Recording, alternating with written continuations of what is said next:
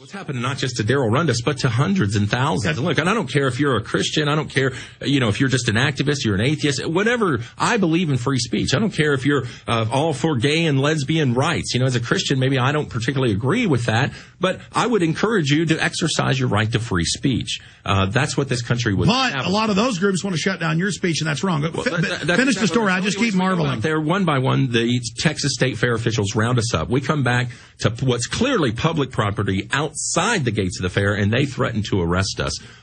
We negotiate, we ultimately settle, and we leave. Okay, and then we come back the next year, they do the same thing. So finally we filed suit against them. And once again, the key thing, and I'm going to just skip fast forward, we lost on the case. And why all our attorneys say that they hit us so hard with all these fees, $29,000. I don't care who you are. $29,000 is a lot of money for making some copies, okay? But the reason the judge enforced this and gave this judgment over to the Texas State Fair and the city of Dallas was because they're making an example out of me to chill other people's First Amendment rights. So if you're out filming, like in Pittsburgh with the whole, thing that was going on at the G20 summit, and when they arrested your guys, believe me, even if you go and fight and it's right and you should be vindicated and you lose, they're going to start slapping you with all kinds of fines, penalties, court costs, everything they can think of. Oh, yeah, no, we're spending thousands to fight this right now. Absolutely. And Rob they say leave the area. He leaves, and they block him and say, we're arresting you, and they let the mainstream media go, and they arrest Rob, and they tortured Luke Rudowski.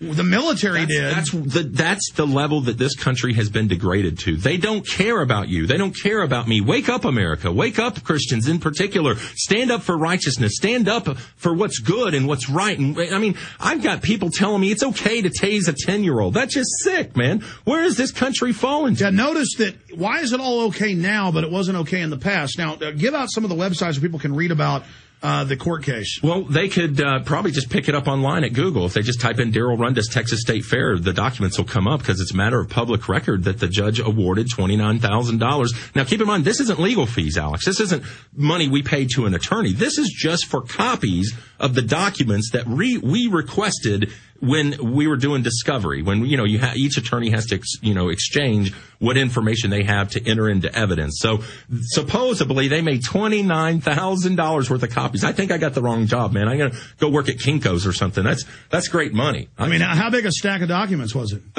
Just a normal sized box. It wasn't that big a deal, but they claimed they had to scan them because they were old documents. So it was like $100 a page or something? I don't know. Probably typical government wages of about $200 an hour. Yeah, anyways, it has nothing to do with the actual expense or the actual cost. To chill your free speech, my free speech, and anybody else that. What are your lawyers saying you can do? Because you're saying this is precedent setting. Can't you do a judicial complaint on the judge? Well, we'll do that. We'll file not only the complaint, but we'll file the appeal. And then if we win on appeal, then maybe we can get some of these court costs back. But ultimately, I feel like this is going to go to the Supreme Court, because here's what people don't know. If you look at the back of the ticket, if you go to the Texas State Fair, Alex, you been to the Texas State Fair? Yes. Everybody's been to the Texas State Fair that lives in Texas. It's the biggest fair in the world, okay? But did you know you're allowed to ride the rides and drink the beer and eat the corn dogs, but if you speak about religion or politics, they'll escort you off their property. It's written right on the back of their ticket. But you were outside, though. We were at first inside because it is Fair Park. That's public property. Our funds built that place. And the Texas State Fair says, we rented it out. That makes it our private property. But later, you were outside. Yep, absolutely. And that's when they threatened to arrest us, even though we were doing what they asked us to do. Darrel Rundus is something else. We've got a long way to go. And a short time to get there. Boy, Darrel Rundus is quite the singer. All right, baby. Keep your foot hard on the pedal. Son, never mind them brakes. Let it all hang out, because we got a run to make.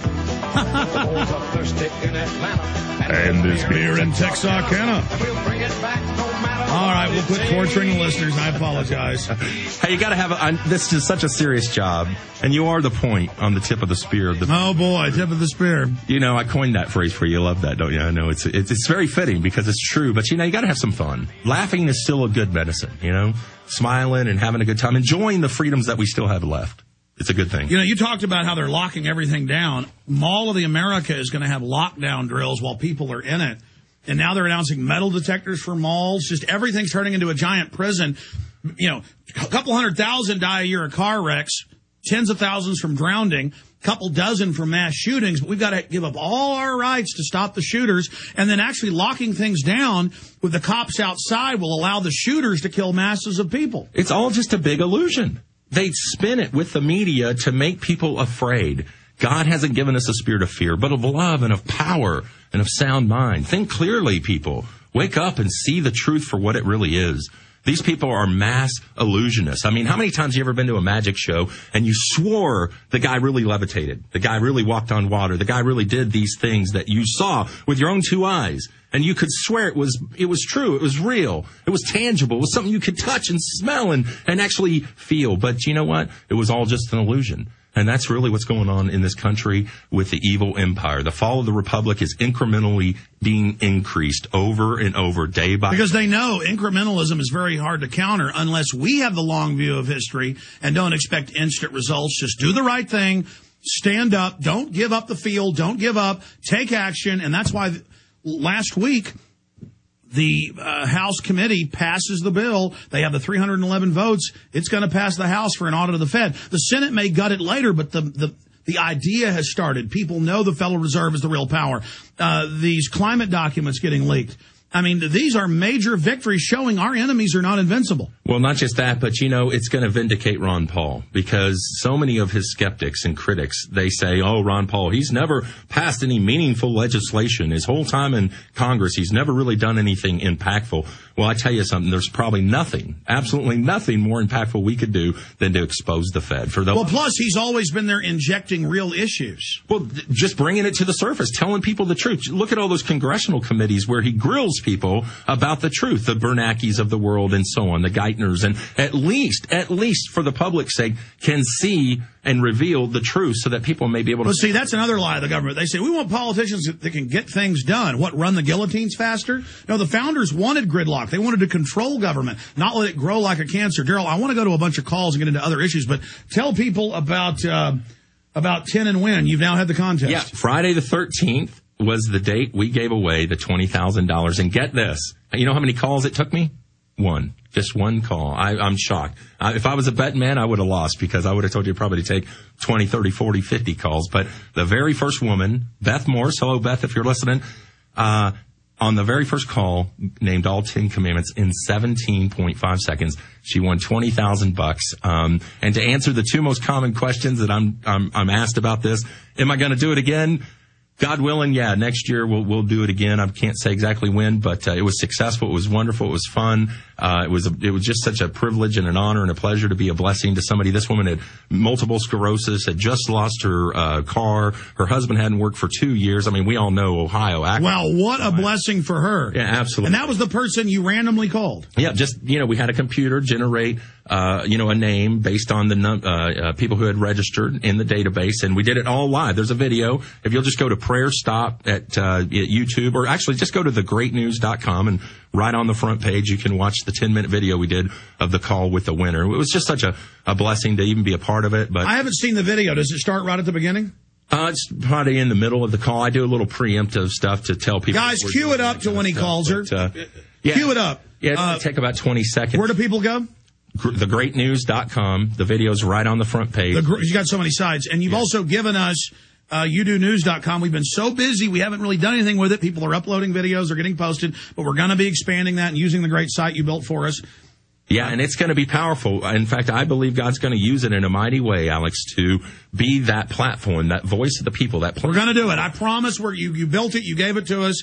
We're so limited on staff and there's stuff going on, and the guys need that 2-hour-long coffee breaks. I'm just joking. We're going to, no. I've actually probably have to hire somebody just to manage that site alone because it's going to be such a great site. It is a great site. youdonews.com. Fire out some of the other sites.